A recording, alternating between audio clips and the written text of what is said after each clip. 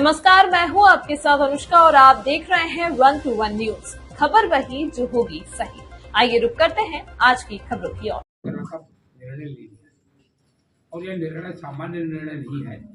उत्तर प्रदेश में 75 जिले हैं, 42 जिलों में बिजली का निजीकरण, यानी मोर देन 50%। और बिजली का निजीकरण उन जगहों पर होने जा रहा है। यह कहा है और वह हम आपको देते रहे हैं कि झूठे आंकड़े देकर बिजली का निजीकरण किया जाता है। जब मैं झूठे आंकड़े की बात करता हूँ तो मतलब बिल्कुल साफ है। वो कह रहे हैं 1,10,000 करोड़ रुपए घाटा है।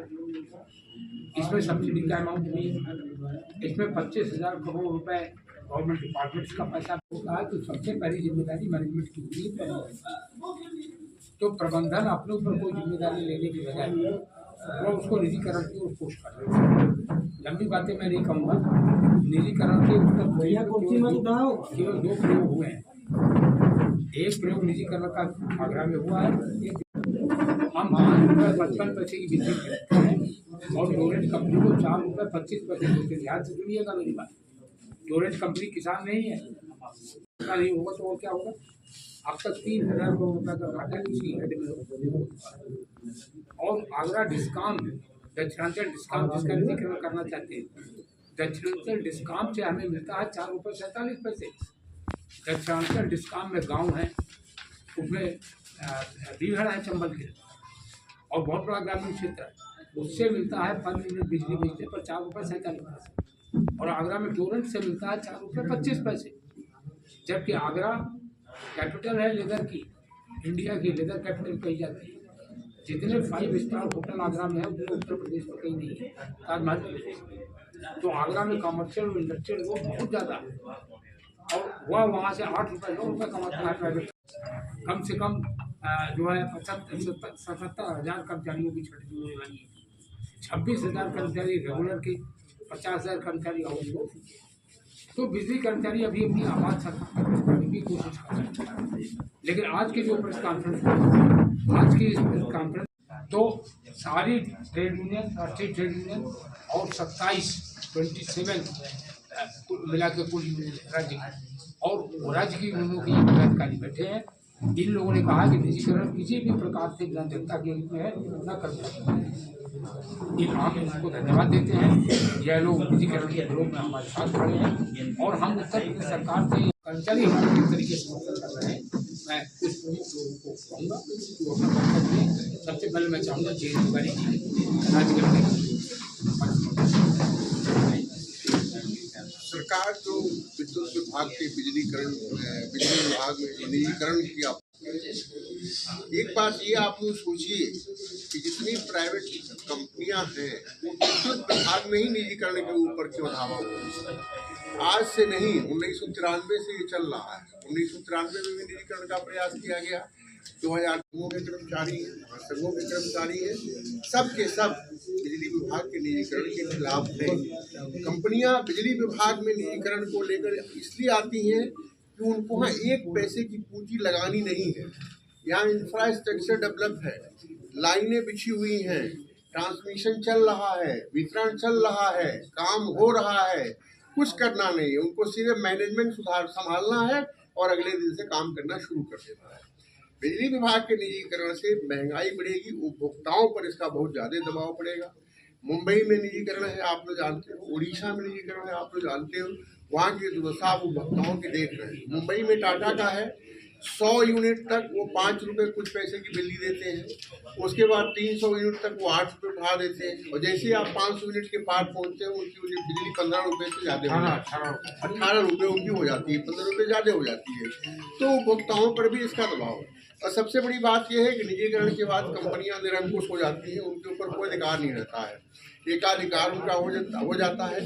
और ये कुल स्थितियां मिला करके इतनी खराब है कि इसका विरोध हम सभी लोग कर रहे हैं। सरकार को इस बात का एहसास है कि यह लड़ाई सिर्फ बिजली विभाग तक नहीं रहेगी, यह लड़ाई प्रदेश के कर्मचारियों तक फैलेगी। इसीलिए सरकार ने इस्मा भी लगा दिया है। परसों उन्होंने इस्मा का एक आदेश जारी कर दिया है, वो हम लोगों के लिए जारी किया है डराने के लिए, ताकि हम लोग।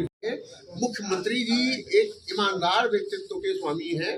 और हम उनसे अनुरोध करेंगे कि आप जनता के लिए काम कर रहे हैं। आपका रोज स्टेटमेंट आता है, मैं एक शेड्यूल आपको रोज पढ़ता हूँ। आप कहते हो कि जनता की समस्याओं को सुना जाए, उनका समाधान किया जाए, तो जनता के हित में ये निजीकरण नहीं है महोदय। ये स्मार्ट मीटर निजी कंपनी के हक में है। निजी कंपनियां आएंगी, स्मार्ट मीटर लग जाएगा और अचानक रात को बिजली चली जाएगी। आम कंज्यूमर जो झोपड़ी में बैठा उपभोक्ताओं को बहुत बड़ा आंदोलन चल रहा है महाराष्ट्र। 1900 उड़ीसा में 2-3 कंपनियां बदल चुकी हैं। निजीकरण को लेकर के 2-3 कंपनियां बदल चुकी हैं। निजीकरण किसी अगर कहीं कोई दोष है, कहीं कोई गलती है, तो ये मैनेजमेंट की तरफ से। मैनेजमेंट इसको अपनी गलती नहीं सुधारता। 1,10,000 करोड़ के घाटे की बात मैनेजमेंट कर रहा है। जहाँ तक मेरी जानकारी, जो बड़े बड़े उपभोक्ता हैं उनके ऊपर 1,15,000 करोड़ रुपए का बकाया है। तो कहाँ घाटा है भाई?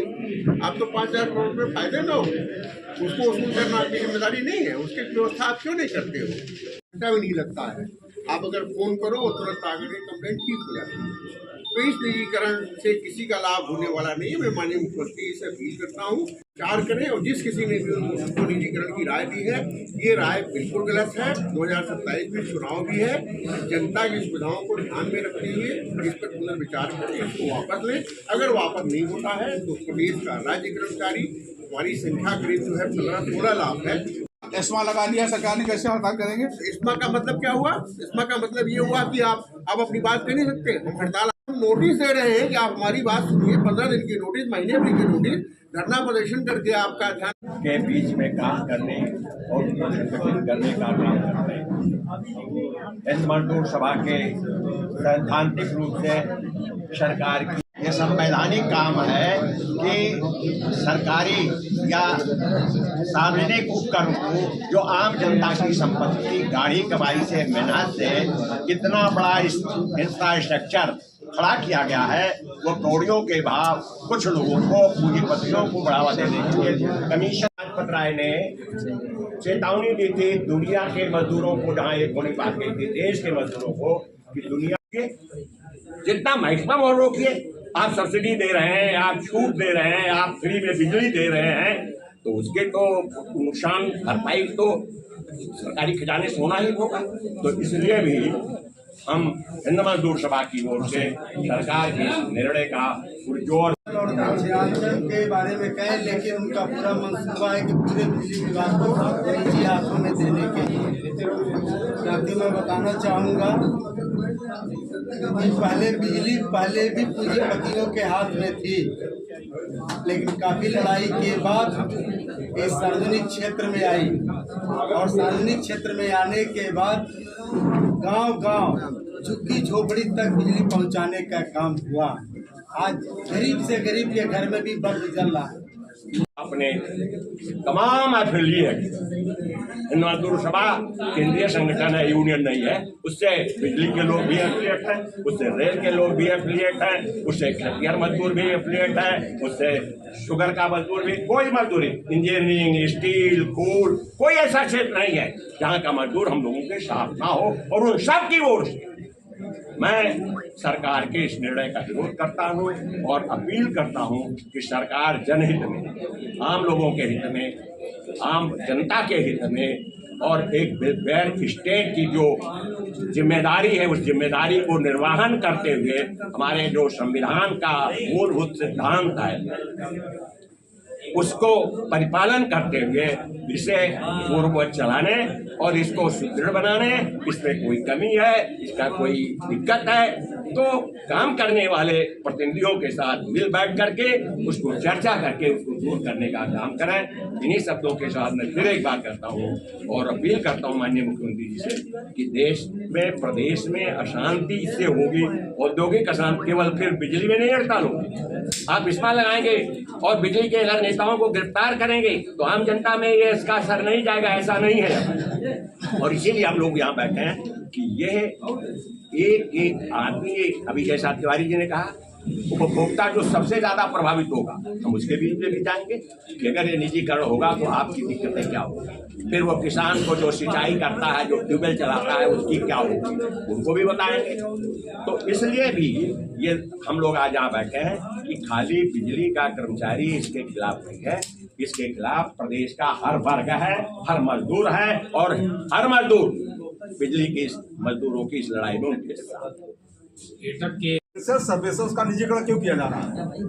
एसेंशियल का मतलब है ये हर आदमी की जरूरत है। फिर आप उसको क्यों चाहते चंद आदमी के हाथ में चली जाए बिजली? कुछ लोग उसको मुनाफा की वस्तु में तब्दील करने का क्यों सरकार प्रयास कर रही है? ये आंदोलन इसके इसी चरित्र को बनाए रखने के लिए सरकार गलत कर रही है।